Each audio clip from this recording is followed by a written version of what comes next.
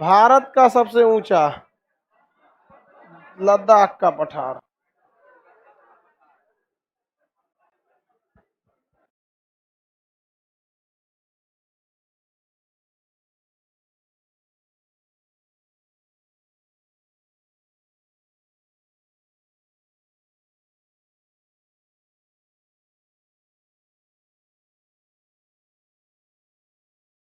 भौगोलिक खोज, दुनिया में जो जगह है उसे कब किसने कैसे खोजा, ये है भौगोलिक खोज।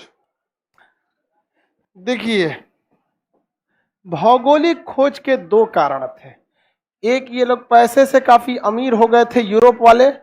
दूसरा, यहां से जो बैजेंटाइन साम्राज्य था वो हमला कर रहा था किस पे, अर्जेंट यूरोप के ऑटोमन साम्राज्य पे, तो इन्हें भागने के लिए जगह भी चाहिए था।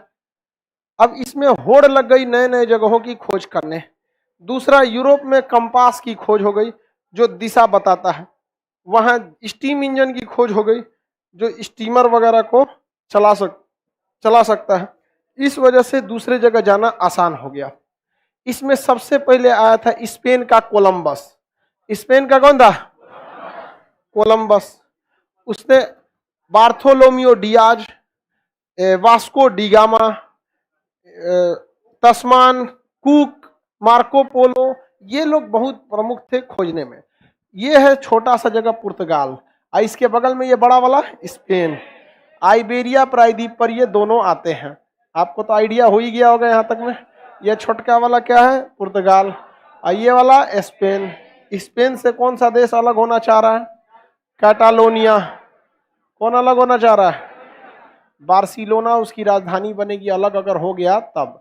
देखिए, पुर्तगाल जो है, पुर्तगाल का रहने वाला था बार्थोलोमियो डियाज। वो सीधे भारत की खोज करने के लिए यहाँ पहुंचा, जबकि उसको भारत के बारे में पता था। वो इधर से आ सकता था, लेकिन अरब वाले उसको काट कूट के वहीं फेंक देते। सब दुश्मनी चलती थी इन सब में, और अंग्रेज सब छुप भी तो नहीं सकते हैं, सब अलगे डिजाइन का दिखबे करता है, सब छिलल मुर्गा वो सब देखते हैं, अलग टाइप का दिखता है सब।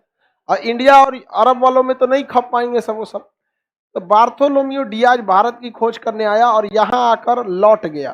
कहा कि इसके आगे अब जाने लायक नहीं, इधरों पानी इधर पानी, चारों ओर पानी दिख रहा है, अब हमको हमारे बस की बात नहीं है, हमारे बस की बात नहीं है। तो इस जगह का नाम रखा गया, अंतरीप समझते हैं, पानी में ऐसे निकला रहता है, तो इस अंतरीप का नाम रख दिया केप ऑफ गुड होप। एक अच्छी आशा के साथ आया था। आशा, उसकी जो आशा थी इसी अंतरीप पर आकर समाप्त हुई थी, तो अंतरीप कहते हैं केप को। तो इस केप का नाम क्या रख दिया? Cape of Good Hope. Cape of Good Hope किसने खोजा? Bartholomew Dias. इसके बाद आया कोलंबस, उसने कहा कि हम भारत को खोजेंगे। उस ससुरा निकल गया इधर, इस वेस्ट इंडीज वगैरह खोज दिया, कह दिया यही भारत है। क्या है? यही भारत है। बकलोल था वो, बाद में पता चला कि ये तो दूसरी दुनिया है। तो अमरीगो वेस्पुकी आया, वो अमरीगो वेस्पुकी इसके जमीन पर पहुंच गया पूरा, जिसके कारण इसका नाम अमेरिका पड़ गया। अमेरिका का नाम किसके नाम पर पड़ा है? अमरीगो वेस्पुकी के नाम पर। किसके नाम पर? अमरीगो वेस्पुकी के नाम पर पड़ गया है। किसी को कोई दिक्कत है? हाँ, कोई दिक्कत नहीं, आगे देखते हैं लोग। अमरीगो वेस्पुकी हो गया। अब आया कोलंबस, वास्को डिगामा। वो कहाँ का था? पुर्तगाल का। कहा था कि भाई चाचा जहां तक गए थे वहां तक तो हम आराम से जाएंगे। यहां पहुंच गया वो एकदम आराम से। क्या हो गया? आराम से पहुंच गया। ठीक है। अब इसके बाद यहाँ पे क्या हल्ला हो रहा है जी?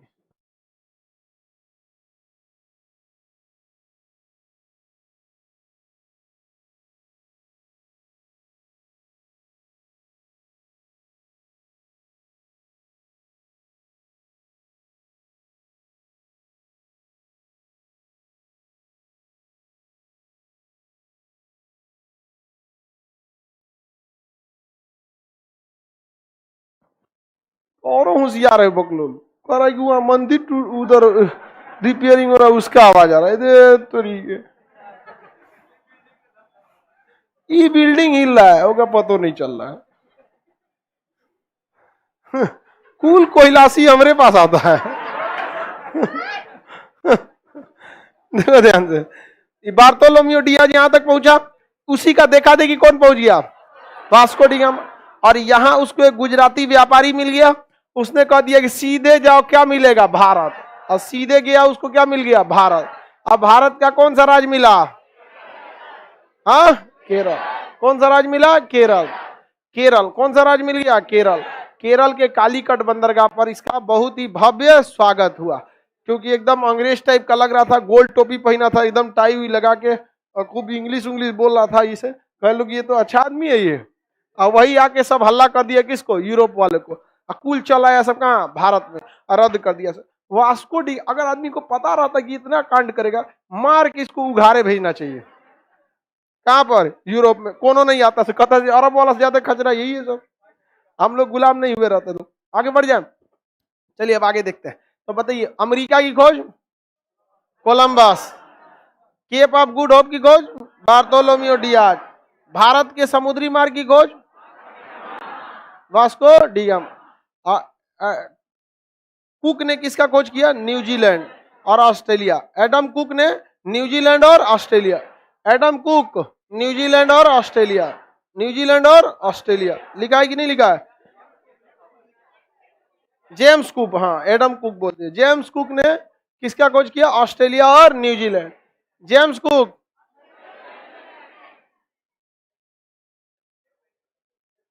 ग्रेट बैरियर रीफ वगैरह इस सब का खोज किसने किया था? जेम्स कुक ने। किसने किया? जेम्स कुक ने। आगे बढ़े, ध्यान से देखिए। अमेरिका की खोज बार्थोलोमेव डियाज ने, Cape of Good Hope. Australia New Zealand, James Cook. Australia New Zealand. Spain का एक यात्री था जिसका नाम था फर्डिनेंड मैगलन। स्पेन का कौन था? Ferdinand Magellan. फर्डिनेंड मैगलन ने कहा कि हम पूरी दुनिया का चक्कर लगाएंगे। इस सोच रहा पूरा दुनिया का चक्कर लगाने गया, यहां से मैगलन जल संधि है ना, यहां से गया और इस ये जाएगा तो निकलेगा किधर? इस साइड से। और वापस चला गया कहां पर? स्पेन। कहा कि पूरी दुनिया का हम चक्कर लगा के आए हैं। और जब ये स्पेन पहुंचा, इतना खुश हुआ कि हार्ट अटैक हो गया, मर गया। कौन? मैगलन। इतना भी नहीं खुश होना चाहिए। उस समय पूरी दुनिया का चक्कर लगाना बहुत बड़ी बात थी। तो पूरी दुनिया का चक्कर किसने लगा था? मैगलन। कौन ने? मैगलन ने। तो आप लोग भी कभी इतना ज्यादा मत खुश हो जाइएगा कि आप लोग को मरना ही पड़े। फर्डिनेंड मैगलन के नाम पर यह मैगलन जल संधि है, जो दक्षिणी अमेरिका का जो निचला द्वीप है, जिसका नाम क्या है? टेरा डेल फ्यूगो। क्या नाम है? टेरा डेल फ्यूगो। टेरा डेल फ्यूगो। टेरा डेल फ्यूगो। टेरा डेल फ्यूगो जो द्वीप है, इस द्वीप को अमेरिका से अलग कौन करता है? मैगलन जल संधि। कौन जल संधि? मैगलन जल संधि। मैगलन जल संधि इन दोनों को क्या कर देती है? अलग कर देती है। आगे बढ़ जाए, ये नाम याद रहेगा। अब एक इटली का रहने वाला था मार्को पोलो। इटली का रहने वाला था मार्को। इसने रेशम मार्ग और किसका खोज किया? चाइना। इतना दूरी तय किया था मार्को पोलो, याद रहेगा ना। और इतिहास में तो पढ़ाए हैं। मोरक्को का रहने वाला था इब्न बतूता, और ईरान का रहने वाला था अब्दुल रज्जाक। फारस का था अब्दुल रज्जाक। फारस का कौन था? अब्दुल। मार्को पोलो कहाँ का था? Marco Polo Italy. भौगोलिक खोज से क्वेश्चन आएंगे, बता देंगे। अमेरिका का नामकरण किसके नाम पर पढ़ो? अमरीगो वेस्पुकी। अमरीगो वेस्पुकी। भारत के समुद्री मार्ग की खोज Cape of Good Hope. Bharat की खोज किया था या रास्ते की खोज की? रास्ते की खोज किया था। मार्को पोलो कहाँ का था? खोजा किसे था? चाइना। खोजा क्या था? चाइना। याद रहेगा। भौगोलिक खोज से क्वेश्चन आएगा, बता देंगे। मॉन्ट्रियल प्रोटोकॉल किस चीज के लिए था? ओजोन संघ। मॉन्ट्रियल संघ प्रोटोकॉल ओजोन। पृथ्वी सम्मेलन कहाँ हुआ था? Rio de Janeiro. Kyoto protocol Japan. बीच आप बताओ बाबू, खड़ा हो। कौन नाम? हाँ, बीच में कोई नहीं बोलेगा। क्वेटो प्रोटोकॉल किस चीज को कंट्रोल करने के लिए था? बीच में नहीं बोलेगा कोई, बस वो घोंचू बोलेगा। इधर लग में बता बबनी किस चीज के लिए था? हाँ, बकरलिया कहीं भूल गए हम। दोनों को एक के बेंच पे बैठाने लायक। बैठ जा बकलोल। कितना जल्दी तुम लोग को दिमाग नहीं है? अजब हाल है। क्वेटो प्रोटोकॉल बाबू, CO2 लाइव वाले आप सब लोग लाइवे में पढ़िए, ठीक है। पटना आने के बाद 90% मेहरा जाता है लड़का और लड़की भी। आगे बढ़े। किसी को कोई दिक्कत है तो बताया जाओ। कोई दिक्कत है? भौगोलिक खोज बता सकते हैं।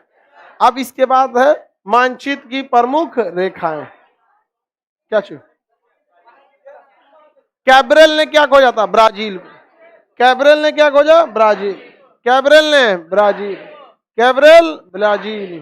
कैब्रेल ने ब्राजील। समझ में आ गया कि नहीं? और हम लोग जहां थे वहीं रह गए। मानचित्र पे मैगलन, पूरी दुनिया को घूम के कौन आया? मैगलन। मैगलन आया। अब विश्व की प्रमुख रेखाएं देख लेते हैं। पहली रेखा कौन सी है? हाँ, आइसोबार रेखा। चलिए देखिए आइसोबार रेखा दिखती कैसे है। ये समझ में उतना जल्दी आपको आता नहीं है। आ गया कि नहीं जी? देखिए ये विश्व की अमेरिका का ये आइसोबार लाइन है। ये कौन सा लाइन? और बकलोल की तरह खींच दिया। इंडिया का देखते हैं। हाँ,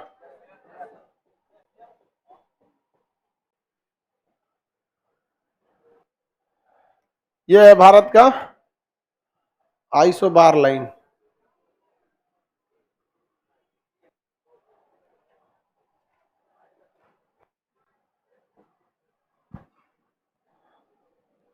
देखिए ये समान दाब को बताता है। आइसोबार लाइन किसे बताता है? समान वायुमंडलीय दाब को बताता है। जैसे यहां दिख रहा है, यहाँ पे कुछ कुछ कुछ कुछ क्या खींची गई है? रेखाएं खींची गई हैं। इस पर जो वायुमंडलीय दाब है, क्या लिख दिया? यहां देखिए लिखा है 1050। यहाँ क्या लिखा है? 1050। यानी इस रेखा पर या इसके आसपास वायुमंडलीय दाब कितना रहेगा? 1050। 1050। अब किसी जहाज को अगर जाना है यहां से यहां, तो अब देखना है कि यहां पर वायुमंडलीय दाब कितना है? 1050। और यहां पर वायुमंडलीय दाब है 1010। यहाँ कितना है? 1010। तो देखेगा वो जहाज की हम 1010 पे हम सुटेबल यहां से यहां चले जाएंगे कि नहीं चले जाएंगे। अब किसी जहाज पर लिख दिया है कि कोई जहाज 1010 एटमॉस्फेरिक प्रेशर को नहीं संभाल सकता है, तो क्या कभी भी वो जहाज इस लाइन को क्रॉस करेगा? वो जहाज तो जो उधरे उड़ेगा यहाँ पर। तो ये काफी जरूरी होते हैं सब वायुमंडलीय दाब को बताने वाली रेखा यहाँ पर। अब जैसे ये वाली वायुमंडलीय दाब 1080 है, तो ये पूरी रेखा किसको दिखा रही है? 1080 को। इसके आसपास में कितना है? 1080। और इसके अंदर है 1100। यहाँ तो और ज्यादा वायुमंडलीय क्या है? दाब है 1100 यहाँ पर। समझ में आया? तो समान दाब को दर्शाने वाली रेखा हाँ आइसोबार। कमोबेश सारी रेखाएं ऐसी ही खींची जाती हैं। वो एक जैसे चीजों को बताती है, जो कि नेविगेशन या अन्य चीजों में क्या करती है? मदद करती है। आपको पूरा आइडिया लग जाता है दबाव ज्यादा कहाँ रहेगा। यहाँ पे है आपका 1100 दाब, यहाँ का दबाव कितना है? 1100 है। तो उसी हिसाब से अलग अलग जगह पे रहता है। कहीं जैसे ये यहाँ पे लो प्रेशर है, यहाँ का प्रेशर क्या रहेगा? कम। लो प्रेशर, जैसे लो प्रेशर है तो यहाँ आंधी तूफान ज्यादा आएगा। तो देखते होंगे बंगाल की खाड़ी में जब भी चक्रवात चालू होगा, सोचो यहीं से चालू हो जाता है। चालू एक बार हो गया यहाँ से, तो देखते हैं गोलियाते गोलियाते कहाँ पहुंच जाता है? उड़ीसा में। तो जहाँ क्या है? यहाँ पर लो प्रेशर है। यहाँ पे कैसा प्रेशर है? लो प्रेशर है। अलग अलग जगह पे रहते हैं प्रेशर। तो बताइए आइसोबार लाइन किसे बताता है? समान दाब को। आइसोबार लाइन समान दाब को। Isobar line. आइसो हाइट किसे बताता है? आइसोबार दाब को। आइसोबार किसे दर्शाएगा? आइसोबार समान वायुमंडलीय दाब को। आइसो हाइट जो लाइन होती है वो समान वर्षा को दर्शाता है। समान वर्षा को आइसो हाइट लाइन। कौन सी लाइन? Iso height line.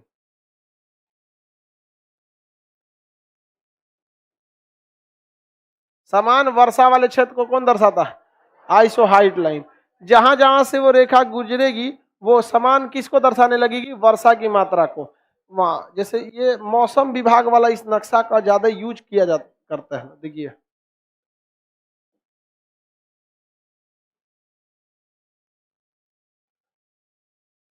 ये नक्शा बहुत टफ होता है पढ़ने के दृष्टि से, प्रेशर वाला। ये तो आइसो हाइट लाइन किसे दर्शाता है? समान वर्षा वाले क्षेत्र को दर्शाएगा।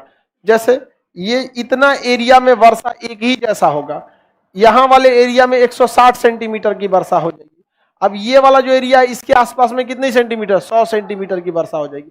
तो जैसे जैसे एरिया जाता है उसी हिसाब से, जैसे लद्दाख में 10, यहाँ वर्षा नाम का कोई चीज नहीं होती, सबसे कम वर्षा होती है। तो जहां जहां वो लाइन गया है उस लाइन पर वैल्यू लिखी रहती है, तो आपको पूछने की जरूरत नहीं, नक्शे देख के बता सकते हैं उस एरिया में बारिश होगी कि नहीं। अब किसी फैक्ट्री को लगाना है, अब उस फैक्ट्री में जो सामान बनेगा उसके लिए शर्त यह है कि वहां बारिश नहीं होनी चाहिए, तो वो नक्शा देखेगा ना भारत का कि कहाँ पे हमारे लिए फैक्ट्री सही है। तो ये किसी इंडस्ट्रियल या बड़े पर्पज के काम में ही आता है। जैसे जहाँ कपड़ा की फैक्ट्री लगाई जाती है वहां एटलीस्ट 60 से 70 सेंटीमीटर वर्षा होनी चाहिए।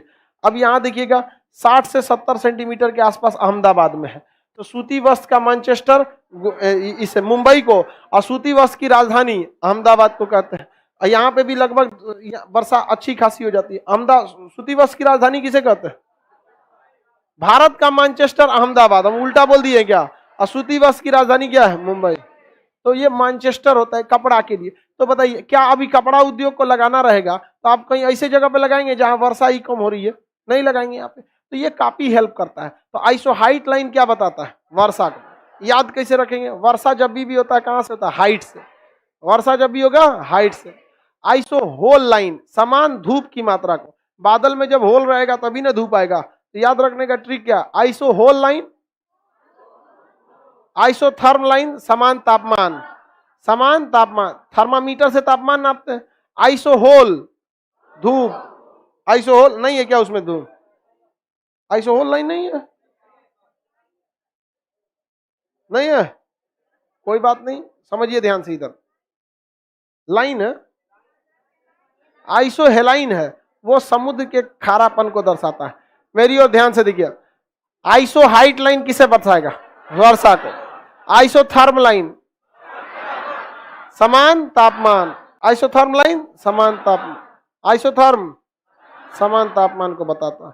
आइसो बाथ लाइन, ये बताइए गहरे पानी में नहाना चाहिए कि कम गहरे में? कम गहरे में सीखना चाहिए, नहाने के लिए गहरा पानी। तुमको पक्का तैरने नहीं आता? आता है नहीं, इसीलिए बोला है सीखने के लिए कम गहराई। और सीख गए तो मरियाना ट्रंच पे जाइए, क्या दिक्कत है?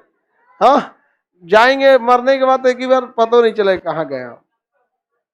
तो बताइए तो गहराई में नहाने के लिए कौन जगह है? गहराई। तो आइसो बाथ, गहराई को, बाथ मतलब नहाना, कहाँ पे? गहराई में। आइसो बाथ गहराई, आइसो हाइट वर्षा, आइसोथर्म हाँ तापमान, isobar pressure, isobar pressure, isobar वायुमंडलीय दाब, आइसोबार। आइसो हेलाइन, हेलाइन सेलाइन यानी खारापन को दर्शाता है।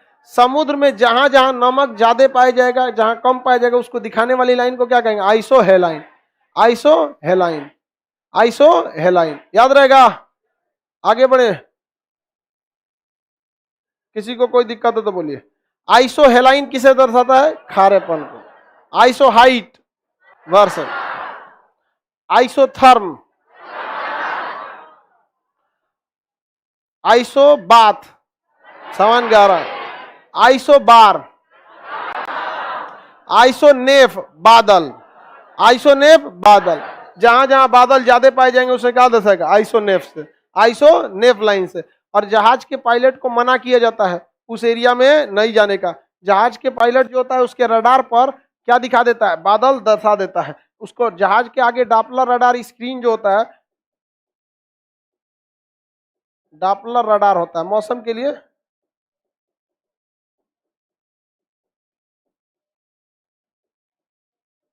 क्या क्या लिखा गया जी? ये देखिए ये जहाज जो बना रहा है, जहाज के पायलट जो होता है ना, उसके आगे ये स्क्रीन लगा रहता है। इसी स्क्रीन के हिसाब से उसको जहाज लेके उड़ाना होता है। इसमें अब इसमें कुछ कुछ लाल हरा पीला दिख रहा है, वो ललका में कब्बो नहीं जाएगा, ना तो उलट जाएगा, अगले दिन अखबार में आएगा।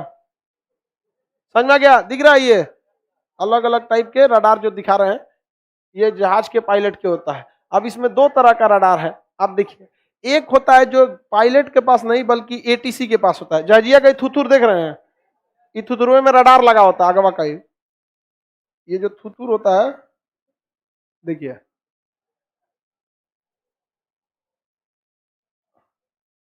ये जहाज है, ये दिख रहा है। इसको आपको लगता होगा कि अगवा कुछ नहीं रहता है, अगवा ही थुथुरुआ बंद करेगा तो इसके अंदर ये क्या रहता है, रडार रहता है। अगवे से देख लेता है कहाँ आगे बादल उदल है कि नहीं, बट ये ज्यादा दूर तक नहीं देख पाता है, सामने रहता है ये। तो इसका जो स्क्रीन रहता है थोड़े दूर दिखाता है आगे कि इसको जाना जिस डायरेक्शन में है। अब जैसे देखिए ये पायलट जो है ना, अपना जहाज इधर की ओर मोड़ा हुआ है, दिख रहा है व्हाइट लाइन एक ठो, ये व्हाइट लाइन दिख रहा है। जहाजिया इधर मोड़ा है कि नहीं मोड़ा है? देखिए वो ललका के बीच में से निकाल दिया, दिखा है? ये इधर पूरा लाल है, इधर लाल था, अब बीच में हल्का सा गैप था, उसको फटाक से लेके भागेगा उसमें से। यही कभी कोई गड़बड़ कौन सी होता है, बदलवा इधर से इधर आके घेर लेता है कभी कभी। तो देखते हो कभी जहाजिया पलट गया, अभी चाइना में पलट गया कि नहीं पलट गया। तो ये डॉपलर रडार होता है। लेकिन इससे भी तगड़ा होता है ग्राउंड का डॉपलर रडार, जो ग्राउंड पर रखा रहता है, वो बहुत ज्यादा एरिया को देख लेता है। ग्राउंड डॉपलर रडार जो होता है वो बहुत बड़े एरिया को देख लेता है। ये वाला आप देखे होंगे पटना वटना में जाएंगे ना, दानापुर खगोल के वहां ये वाला रखा होगा आपको। ये है, किसी भी एयरपोर्ट पे जाके देखेंगे ना, ये रहता है किसी भी एयरपोर्ट पे, इसको रहना मस्ट है। ये पहले से देख लेता है कि कितना एरिया में बादल है, कितना एरिया में नहीं है। बादल वगैरह को कौन चेक कर लेता है? Doppler radar. तो समान बादल को कौन दर्शाता है? आइसोनेप लाइन। और ये किसे बताएगा? बादल को। बताइए पायलट वाला अच्छा से देख पाएगा, ये ग्राउंड वाला? ये ग्राउंड वाला। तो आप देखिए इसमें दो तरह का आपको रीडिंग दिखेगी, दो तरह की रीडिंग देखिए। एक ये वाली रीडिंग है, इसे कौन देखा है? पायलट। अब बस अपने अगवे देखा है 120 डिग्री तक, ध्रुवे पर आता है 120। और ये देखिए पूरे शहर के ऊपर का बता दिया, ये कौन देखा है? ग्राउंड वाला, एटीसी। तो कभी कभी एटीसी बता देता है, कह देगा कि तू जो इधरिया से जा रहा है बकललवा, यहाँ से इस वाले बादल का स्पीड बहुत तेज है, जब तक तुम यहाँ पहुंचेगा ये घेर लेगा, यहाँ पे मत जाओ उधर से। तो कभी कभी देखते होंगे ना जहाजिया घुमा के ले जाता है इससे। तो ये कौन बताता है? ग्राउंड वाला। अब बताइए ग्राउंड वाले को पूरा आइडिया है कि नहीं है? पूरा आइडिया है यहाँ पर।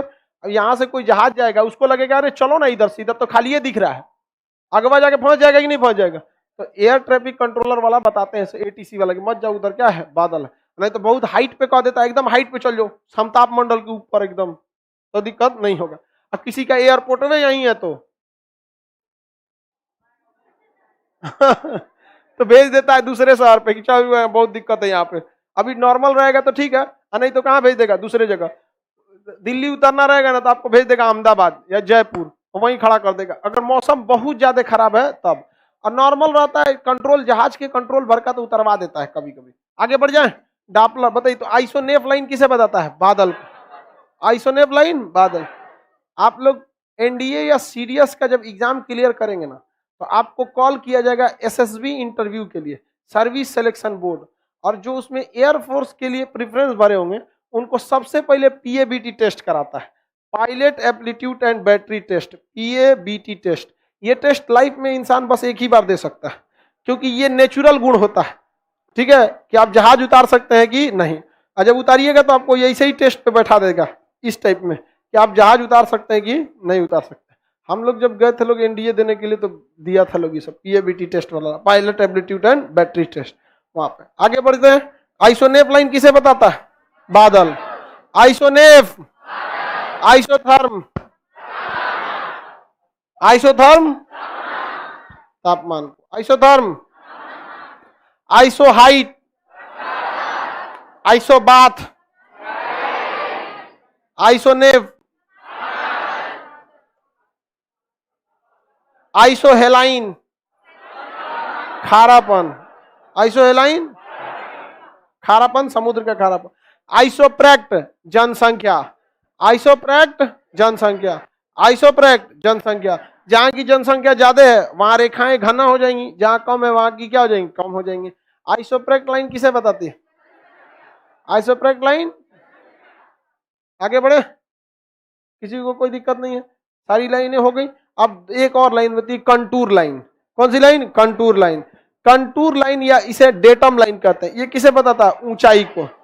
कंटूर लाइन समोच्च रेखा या फिर डेटम लाइन किसे बताता है? ऊंचाई को। ये सबसे ज्यादा काम आता है कंटूर लाइन। कौन सा लाइन?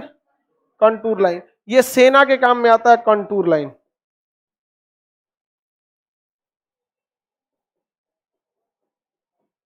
अरे कंट्री लाइन हो गया जी, कुछ भी सुन लेता है।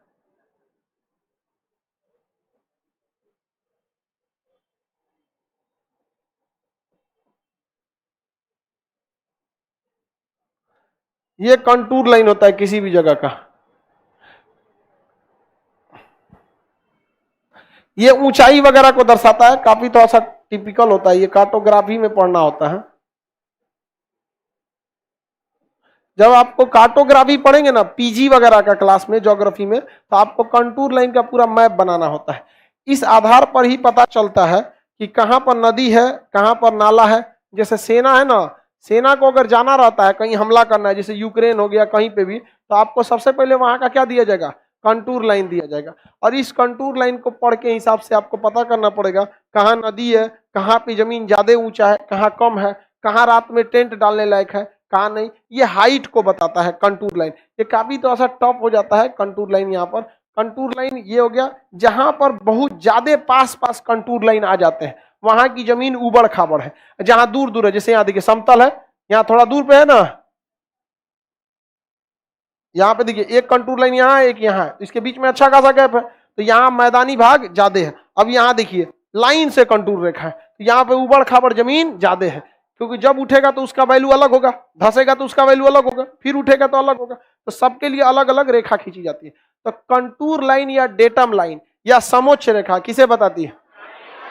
सबसे ज्यादा ये घनी कहाँ हो जाती है? उबड़ खाबड़ या पथरीली जगह पे। पहाड़ हमेशा उबड़े खाबड़ रहता है, समझ में आ गया कि नहीं आ गया? तो वो कंटूर लाइन को दर्शाती है। आगे बढ़ जाए, किसी को कोई दिक्कत नहीं है? आतंकवादी भी इस कंटूर लाइन का यूज करते हैं, करते ही होगा सर, उनका दो को नहीं पता होगा। कौन चीज को पता? वो सबको इतना पढ़ा लिखल रहता, सबको कहाँ आता सर, ज्यादा दो चार गो उसको मेन मेन पढ़ा लिखा रहता है, जो मेन है सब। और जो छोटका छोटका रहता है सब, ये सबका तो माइंड वॉश करके भेजा गया रहता है। जैसे कसाब को क्या किया गया? माइंड वॉश करके भेज दिया गया, यहाँ पर जाके मार दो, तुमको क्या मिलेगा?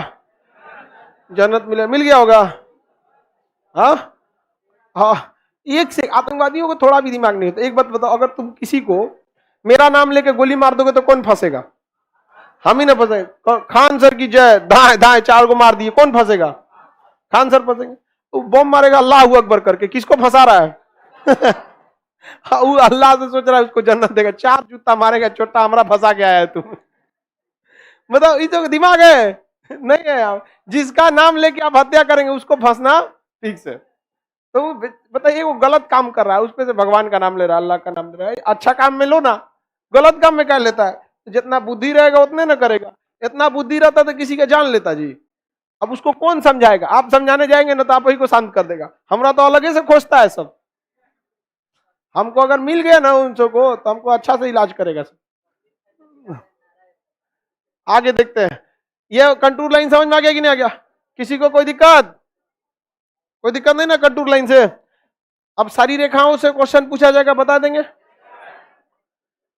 आइसोसिस्मल लाइन भूकंप को, आइसोसिस्मल लाइन भूकंप, आइसोसिस्मल भूकंप, आइसोसिस्मल बताइए। आइसोहेलाइन, आइसोहेलाइन, हाँ, आइसोहाइट, आइसोबाथ, आइसोप्रैक्ट जनसंख्या, कंटूर लाइन, डेटम लाइन ऊंचाई, ऊंचाई या गहराई दोनों बताता है। समझ में आ गया कि नहीं आएगा? समोच्च रेखा, आइसोनेव, आइसोनेव याद रहेगा? किसी को दिक्कत? लड़की लोग को समझ में आ रहा है? एपिसाइड लाइन बच गया। देखिए सूरज जो होता है वो इलिप्टिकल, सॉरी ग्रह कोई भी होते हैं वो ग्रह इलिप्टिकल पाथ पर घूमते हैं। किस पाथ पर घूमते हैं? इलिप्टिकल पाथ पर घूम रहे होते हैं। इस इलिप्टिकल पाथ पर जब घूम रहे होते हैं तो सूर्य जो होता है उनके किसी एक फोकस पर होता है। सूर्य कहाँ होता है? एक फोकस। यहाँ सूर्य होता है साइड में, और ग्रह क्या होते हैं? घूम रहे होते हैं।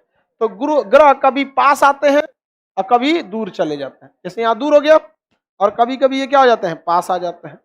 तो दूर जब सूर्य जब पास आता है तो उसे कहते हैं उपसौर। इसकी दूरी जब घट गई तो क्या कहेंगे? उप। और किससे घटा है? सूरज से, तो उपसौर। अब बढ़ गया तो अपसौर। अप मतलब ऊपर उठना, अप। किससे बड़ा है? सौर, उपसौर। अपसौर और उपसौर, पेरीहेलियन और एपीहेलियन। आगे बढ़ जाए। इसको मिलाने वाली जो रेखा होती है, यानी अपसौर और उपसौर को मिलाने वाली रेखा क्या कहलाती है? एपिसाइड लाइन। इन दोनों को मिलाने वाली रेखा एपिसाइड। उपसौर अपसौर को मिलाने वाली रेखा, हाँ, ये आपको ज्योग्राफी में पढ़ा दिए थे। ये होता है 3 जनवरी और ये होता है 4 जुलाई। बताए थे कि नहीं बताए थे? 3 जनवरी और 4 जुलाई। समझ में आ गया कि नहीं आ गया? आगे बढ़ जाते हैं। सारा रेखाएं याद हो गई? क्वेश्चन पूछने पे बता ही देंगे आप लोग, नहीं बता पाएंगे? एक बार में आंसर देंगे लोग। रेडी हैं? समान मात्रा में बादल, आइसो नेम। आइसो हम बोलेंगे। बकलवा तुम इतना जल्दी थक जाता है, बैठ के भैंस की तरह पकलोल। क्लास में बैठल रहेगा सब और में से ऐठेगा सब। इसे तुमको नहीं लगता है पूरा क्लास डिस्टर्ब हो जाएगा? कोई कोई को बकलोल लड़कियों रहती है सब। सब थकान वकान खाना पीना खा के एकदम नाश्ता करके आया करो। कुछ कुछ सुबह सुबह चना वना खा लिया करो। समान भूकंपीय क्षेत्र, हाँ,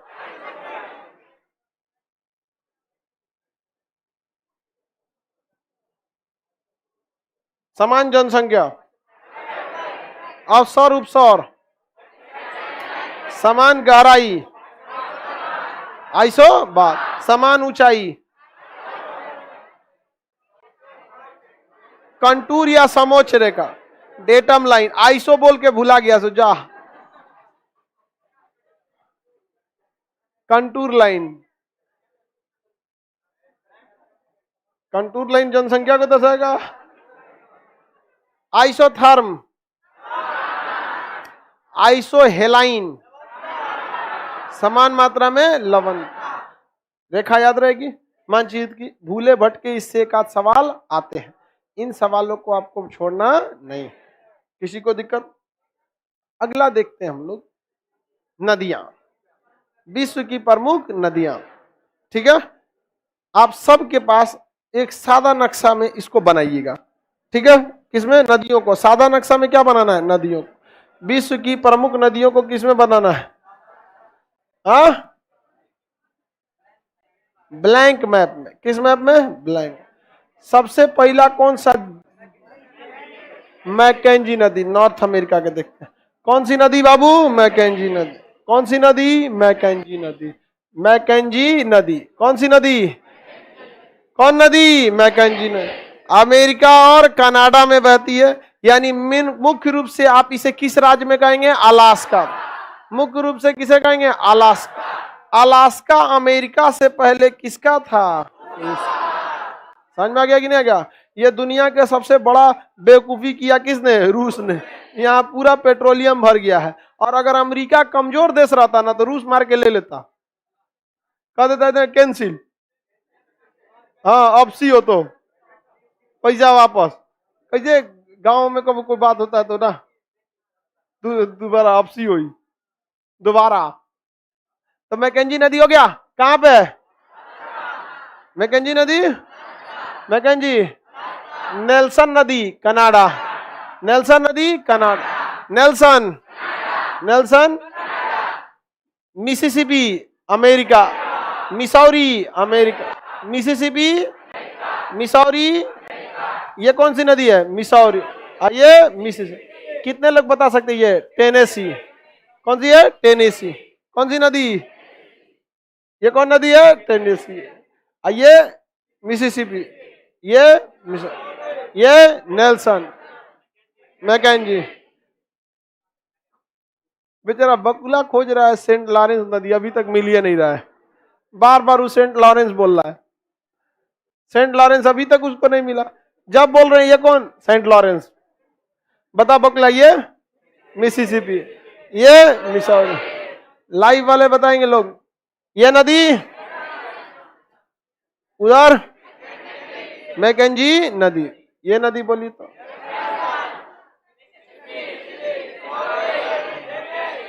हाँ, कौन नदी? टेनेसी नदी। कौन सी नदी? यहां बता सकते हैं, ये वाली नदी सेंट लॉरेंस। कौन सी नदी? Saint Lawrence.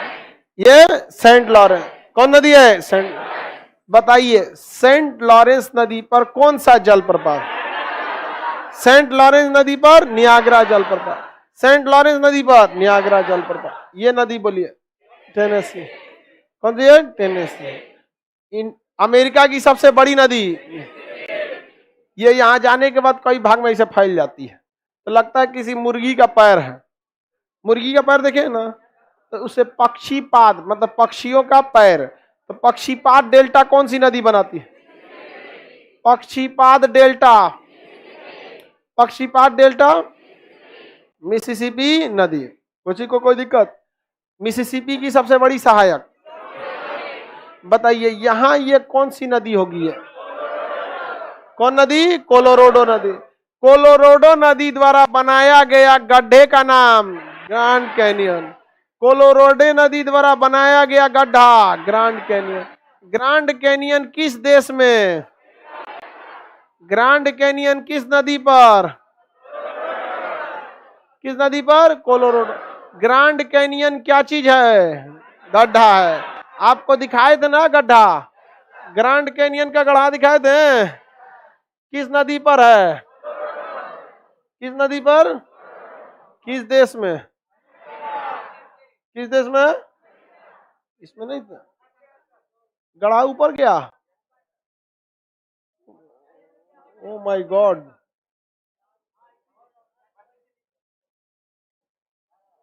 ये है ग्रैंड कैनियन, गढ़ावा का नाम।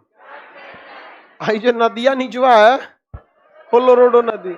अरे जब ये जवान थी नदी, आज से लगभग 2-3 लाख साल पहले, तो यही वो नदी है जो ये गढ़ावा को काटी है। तो बुढ़ौती में अब क्या करेगा कोई?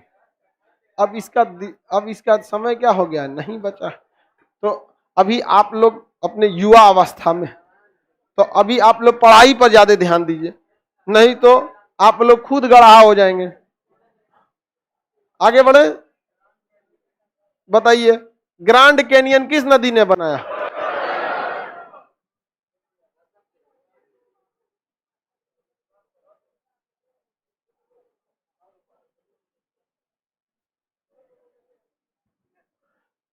बताइए ग्रैंड कैनियन किस नदी पर?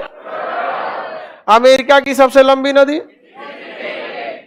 अमेरिका की सबसे लंबी नदी, अलास्का की, कनाडा की, हाँ नेल्सन।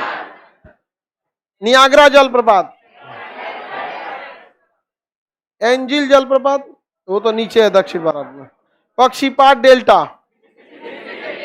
पक्षीपात डेल्टा,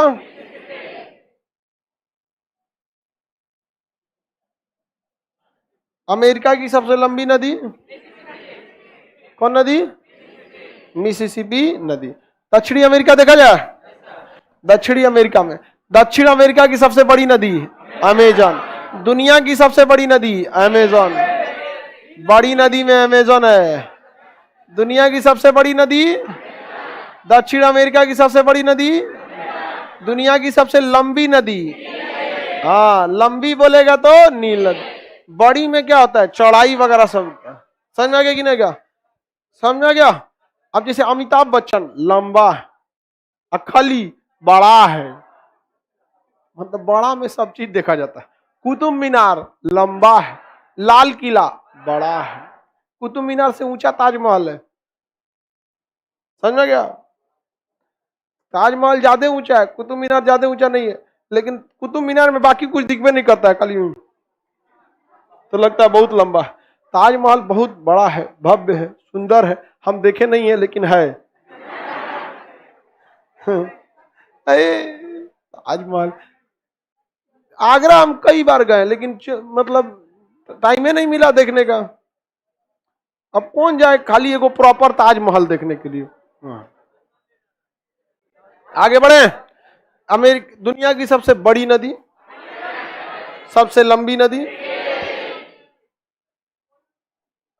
अब याद देखिए, इसकी सबसे बड़ी सहायक नदी मेडीरा, अमेजन की सहायक मेडीरा, अमेजन की सहायक मेडीरा, अमेजन की सहायक, अमेजन की सहायक।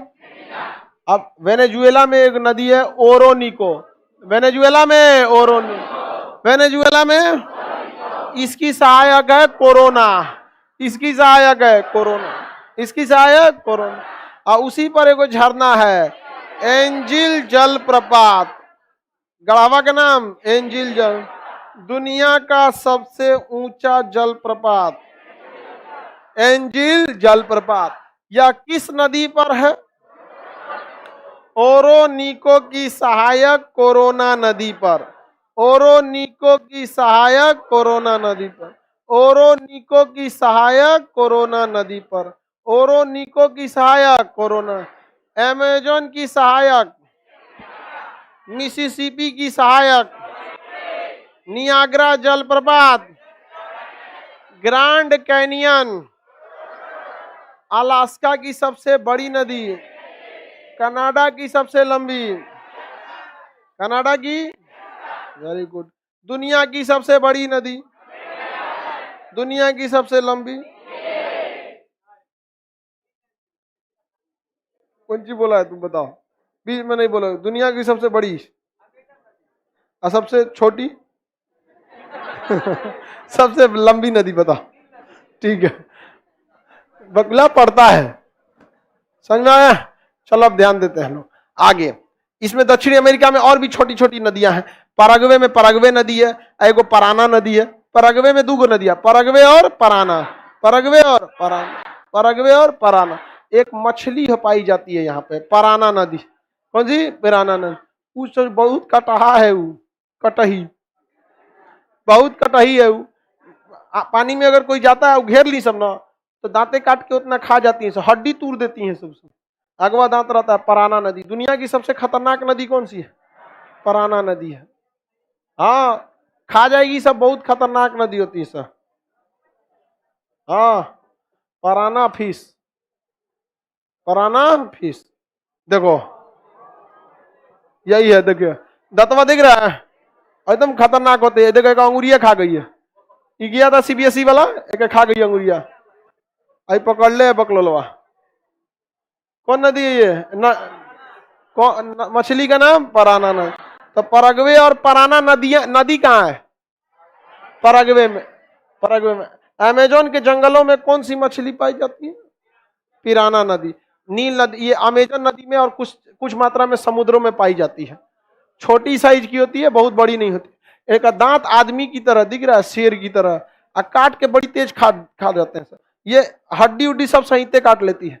अगर आप तैर रहे हैं ना, तो पता चला बाहर निकलेंगे तो घुटना के नीचे का गायब है, खा के खत्म कर देगी। इससे बचने का एक ही उपाय है, कौन सी कह रही है? हाँ, दर्द करेगा, काटेगी तो करिए।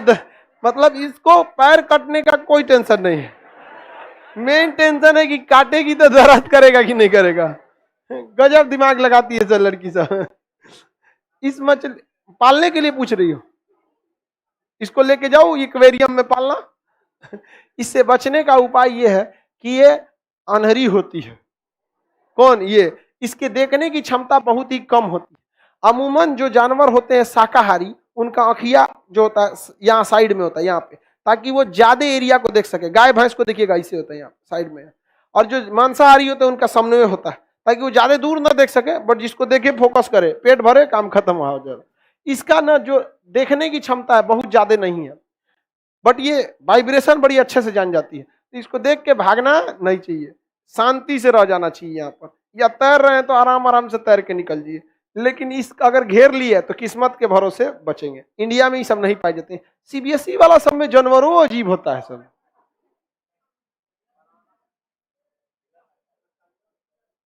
आगे बढ़े, परग्वे और पराना कहाँ है?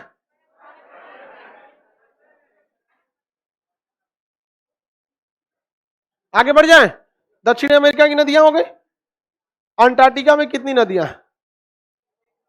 अंटार्कटिका में कहां से नदी आएगा? बर्फ पे जम जाएगा तो अंटार्कटिका में नदी आएगा। क्यों? बर्फ जम जाएगा तो वहां कौन सी नदी आएगी? आप उत्तरी अमेरिका की नदी देख लिया, दक्षिणी अमेरिका की नदी देख लिया, इसमें नदी होती नहीं है। ऑस्ट्रेलिया में यहाँ पे एक पर्वत है, नाम बताइए। Great dividing range. इस पर्वत से दो नदी निकलती है, मरे और डार्लिंग नदी। मरे और डार्लिंग नदी, मरे और डार्लिंग नदी ऑस्ट्रेलिया। मरे डार्लिंग नदी, मरे डार्लिंग नदी ऑस्ट्रेलिया में। ब्राजील में कौन सी नदी है? अमेजोन। उसकी सबसे बड़ी सहायक मेडीरा। अब बच तीन महाद्वीप की नदियां देख ली हैं, कौन कौन सा? उत्तरी अमेरिका, दक्षिणी अमेरिका, अंटार्कटिका। इसमें तो कोई पाया ही नहीं जाता, तो 7 महाद्वीप में 4 को तो निपट गया, बच गया कै गो? 3। एक तो यूरोप, दक्षिणी अफ्रीका और एशिया। जब नदियां कंप्लीट हो जाएगा तो अक्षांश, अक्षांश के बाद देशांतर, देशांतर के बाद इंडियन मैप। जो इंडियन मैप कर लिए वो खत्म, नहीं तो नया इंडियन मैप। चलिए आगे का क्लास मंडे को